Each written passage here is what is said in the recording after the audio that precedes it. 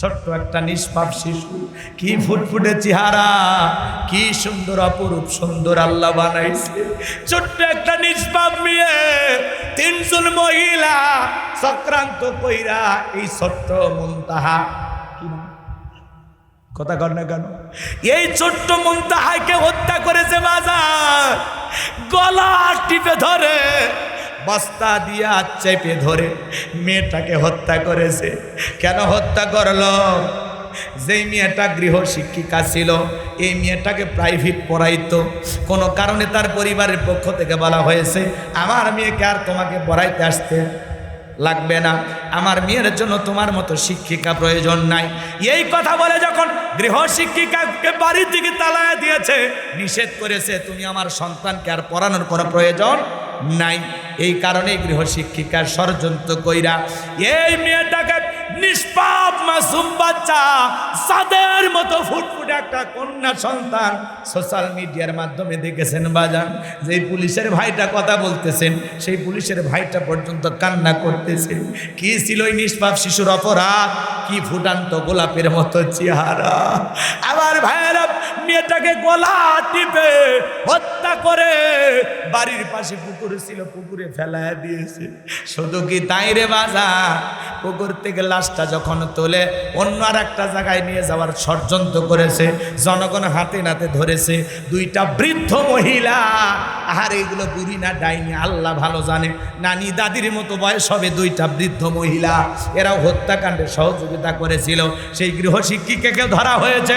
এই যে মাঝে মাঝে শিশুদেরকে হত্যা করা হয়, কেমনে পারে গো, কেমনে পারে? এরা তো মানুষ না, এরা হলো পশু। আমরা চাই যারা এই মুনতাহা নামের এই শিশুটাকে ছেলেটির জমিনে হত্যা করে বিদায় করে দিয়েছে, আজকে তার মা কাঁদে, বাবা কাঁদে, বড় ভাইটা কাঁদে, আমার বোনকে কেন হত্যা করো বলো, আহাজারি করে, কান্নাকাটি করে। আমরা চাই এমন দৃষ্টান্তমূলক শাস্তি দিতে হবে, যাতে বাংলার জমিনে আর কোনো মায়ের বুক খালি না হয়। কথা বলেন ঠিক কিনা? মাঝে মাঝে শিশুদেরকে হত্যা করা হয়।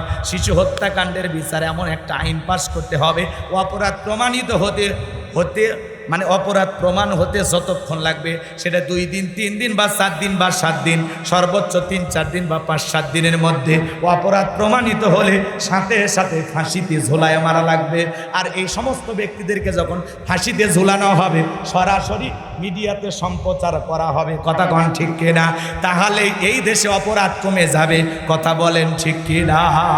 আল্লাযী খালাকাল মাউতা ওয়াল হায়াতা লিয়াবলুয়াকুম আইয়ুকুম আহসানু আমালা ওয়া হুয়াল আজিজুল গফুর। আমার আল্লাহ রাব্বুল আলামিন বলেন, আল্লাযী খালাকাল মাউতা ওয়াল হায়াতা, যিনি সৃষ্টি করেছেন মৃত্যু আর জীবন, লিয়াবলুয়াকুম আইয়ুকুম আহসানু আমালা, আমি আল্লাহ পরীক্ষা করে দেখব আমলের দিক দিয়ে কার আমল কত বেশি উত্তম, কার আমল কত বেশি সুন্দর। যার আমল ভালো তার আখিরাত ভালো। আল্লাহ পরীক্ষা করে দেখবেন আমলের দিক দিয়া কার আমল কত বেশি উত্তম, কার আমল কত বেশি সুন্দর। তাহলে আমাদের আমল সুন্দর করার দরকার আছে না নাই? আয়াতের শুরুতে আল্লাহ কি বললেন? আল্লাযী খালাকাল মাউতা ওয়াল হায়াতা, যিনি সৃষ্টি করেছেন মৃত্যু আর জীবন। মৃত্যু আর জীবন সৃষ্টি করার মালিক কে? পৃথিবীতে যতই ক্ষমতাধর ব্যক্তি থাক, একজন মৃতকে জীবিত করার ক্ষমতা কোন নেতার আছে? কোন নেতার আছে? বাজান গো আমার, এই জন্য আল্লাহ তাআলা আয়াতের শুরুতেই বলেন, আল্লাযী খালাকাল মাউতা ওয়াল হায়াতা, যিনি সৃষ্টি করেছেন মৃত্যু আর জীবন। এ বাজান গো আমার, সর্বপ্রথম আল্লাহ মৃত্যুর কথা কেন বললেন? এ বাজান, দুনিয়াতে আসার একটা সিরিয়াল আছে, যাবার কিন্তু কোনো সিরিয়াল নাই। দাদা আসছে, দাদার পরে বাবা আসছে, বাবার পরে আমি আসলাম, আমার পরে আমার সন্তানেরা আসলো। কিন্তু যাবার বেলায় দাদার আগে নাতি চলে যায়, বাবার আগে সন্তান চলে যায়, বাবার কাঁধে সন্তানের লাশ। এটা হলো দুনিয়ার সবচাইতে ভারী বোঝা। অনেক কঠিন হৃদয়ের বাবা কেউ সন্তান মারা গেলে ওই বাবার হৃদয়টা ভেঙেও খান খান হয়ে যায়।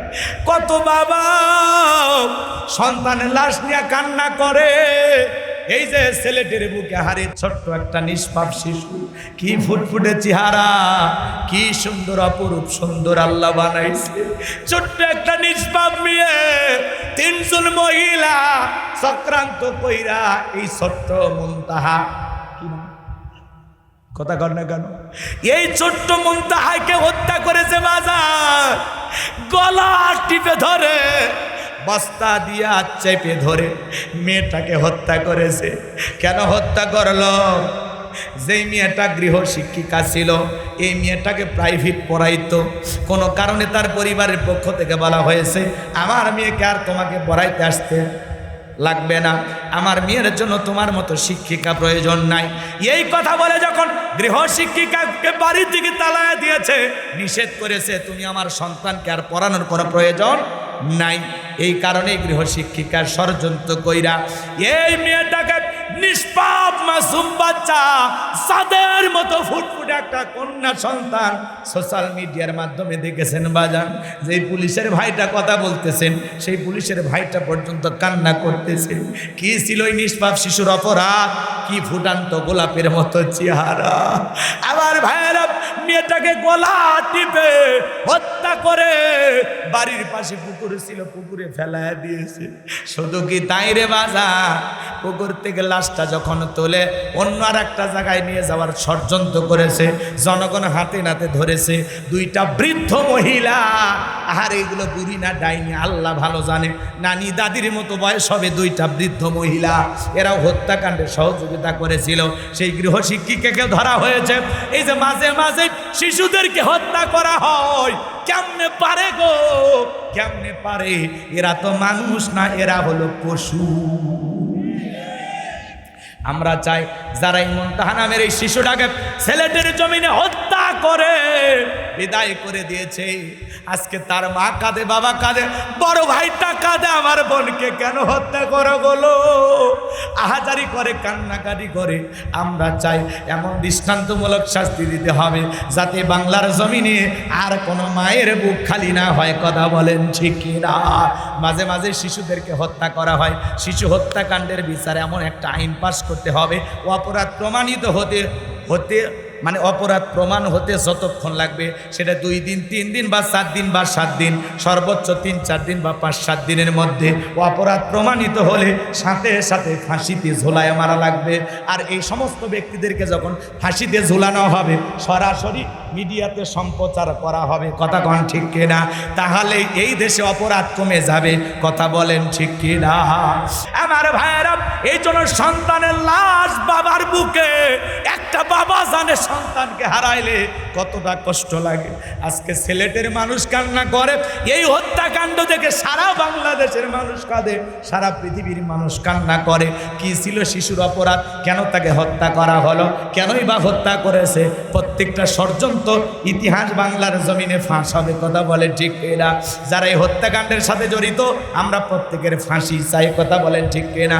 বাজান গো, আমি লম্বা করবো না, এই জন্য যে কথা বলতে চাচ্ছিলাম, আজ হোক কাল হোক আপনাকে আমাকে মৃত্যুবরণ করা লাগবে।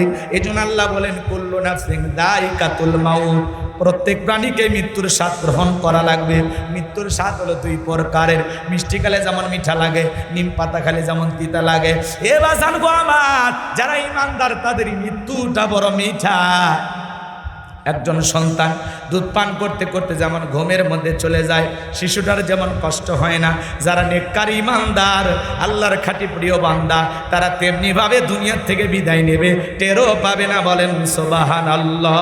কিন্তু যারা নাফরমান গুনাহগার, আল্লাহর অবাধ্য গোলাম, আল্লাহর হুকুম যারা মানে নাই, দেখবেন কত মানুষ মৃত্যুবরণ করার আগে মানুষকে গালি দিতে দিতে মারা যায়। কত মানুষের জবান বন্ধ হয়ে যায় 6 মাস আগে। সন্তানেরা শরবত বানায়া চামচ দিয়ে মুখে তুলে দেয়, গালসি বেয়ে বেয়ে পড়ে যায়, খাওয়ারও শক্তি থাকে না। আমার ভাইরা রে, কত মানুষ মৃত্যু করার সময় পেশাব, মৃত্যুর সময় পেশাব পায়খানা পর্যন্ত করে দেয়। কত মানুষ কতভাবে বিদায় নেয়। হে যুবক, তোমাকে আমাকে মরা লাগবে, মৃত্যু থেকে আমরা কেউ বাঁচতে পারবো না। সকল ধর্মের মানুষ বিশ্বাস করে জন্ম হয়েছে যেহেতু মৃত্যু একদিন হবে, সকল ধর্মের মানুষ বিশ্বাস করে মৃত্যু একদিন হবে, এটা চিরন্তন সত্য কথা। বেঁচে আসি এটাই অস্বাভাবিক, মৃত্যু হবে এটাই স্বাভাবিক কথা, বলেন ঠিক কিনা? এই জন্য আল্লাহ রাব্বুল আলামিন বলেন আইনামা তাকুনু ইদরিকুমুল মাউতু ওয়ালাউ কুনতুম ফি বুরুজিম মুশাইয়াদা। সূরা নিসার ৭৮ নম্বর আয়াত। আল্লাহ ডেকে বলেন যেখানে থাকো, যে অবস্থায় থাকো, মৃত্যু তোমাদেরকে ধরবেই, মৃত্যু থেকে পালানোর কোনো রাস্তা খোলা নাই। ভাইরে ভাই, আপনাকে আমাকে সবাইকে কিন্তু মৃত্যুবরণ করা লাগবে। দুনিয়া চিরকাল থাকার জায়গা না।